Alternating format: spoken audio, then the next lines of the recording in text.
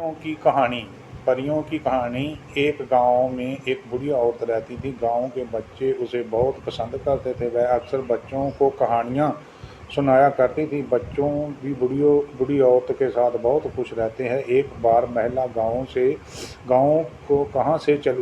कहाँ चली जाती है। कई दिनों के बाद भी जब बुढ़िया औरत का पता नहीं चलता था, गांव के बच्चे दुखी हो जाते हैं और बुढ़िया औरत तलाश में लग जाते हैं। बच्चों को परेशान देखकर गांव के लोग गुड़िया गुड़िया औरत के घर की तलाशी लेते हैं और उन्हें एक कागज़ मिलता है। और उस जैसे ही वह उसको खोलकर पढ़ते हैं, उसमें लिखा होता है कि परियों की कहानी। बच्चों के मन में कहानी जानने की जिज्ञासा बढ़ जाती है। जैसे जैसे परियों की कहानी की बात गांव में फैलती है, तो लोगों की भीड़ इकट्ठी होने लगती है और देखते ही देखते लोगों का हजूम उमड़ पड़ता है। तभी भीड़ में से एक व्यक्ति निकलकर कहानी वाला पत्थर लेता है और सभी को शांत बैठने के लिए कहता है और कहानी पढ़ना प्रारंभ कर देता है। एक बहुत ही खूबसूरत परियों का शहर था। यहाँ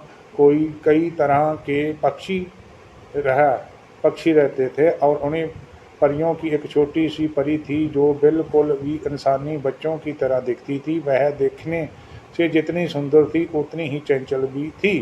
एक बार खेलते हुए उसे चोट लग जाती है और उसके पैरों से खून निकल लगता है।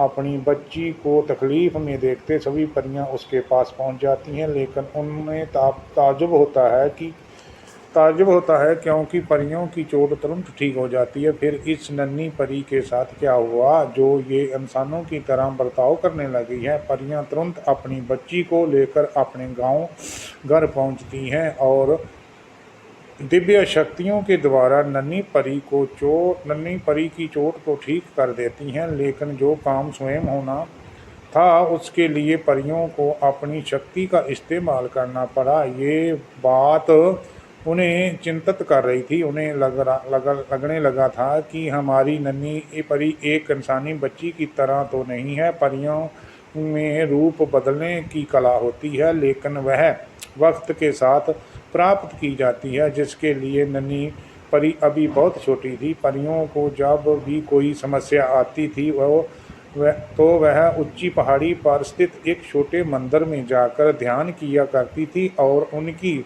समस्या का समाधान मिल जाता था। नन्ही परी के हालत किसी से छुपी नहीं थी। सारी परियां उड़ती हुई उसे ऊंची पहाड़ी पर बने मंदिर में पहुंच जाती हैं और अपनी पूजा विधि प्रारंभ कर देती हैं। कई घंटों के बाद मंदिर की दीवारों से आवाज़ आने लगती है कि तुम्हारी बच्ची को इंसानों के बीच पूरा जीवन जीना होगा और इसके बाद वह पूर्ण रूप से परी बनेगी। परियों रहस्यमयी बाणी सुनती ही दुखी हो जाती हैं, क्योंकि उन्हें अपनी नन्ही बच्ची को इंसानों के बीच में रखना होगा। फिर भी दिल पर पत्थर रखकर मंदिर के आदेश के अनुसार सारियां परियां अपनी नन्ही परी को इंसानों के एक बस्ती में छोड़ देती हैं। इस बच्ची को देखते ही इंसानों की भीड़ इकट्ठी हो जाती है। सभी बच्ची से उसका नाम पूछते हैं, लेकिन बच्ची कुछ नहीं बोलती। उसके लिए सभी इंसान अजीब लग रहे होते हैं।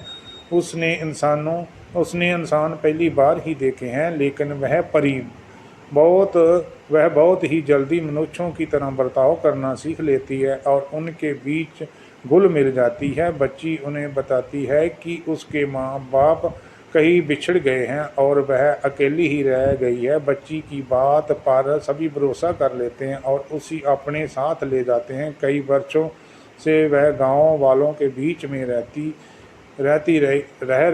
और जिसके इंतज़ार आज ख़त्म हो जाता है और वही परियों की शक्ति पाने के लिए इंसानों की दुनिया में हमेशा हमेशा के लिए निकल जाती है। उसने अपना पूरा जीवन ही साधारण मनुष्यों की तरह जिया था और यह नन्ही परी कोई और नहीं थी, वह बुढ़िया औरत है जिसने अपनी ही कहानी लिख कर रखी होती है। गांव के सभी लोग परियों को कहानी सुनकर चकित रह जाते हैं और उन्हें विश्वास नहीं होता कि इतने वर्ष से सभी जिस बुढ़िया औरत के साथ रह रहे थे वह एक परी थी। बुढ़िया औरत रहस्यों के साथ ही ये कहानी समाप्त हो जाती है।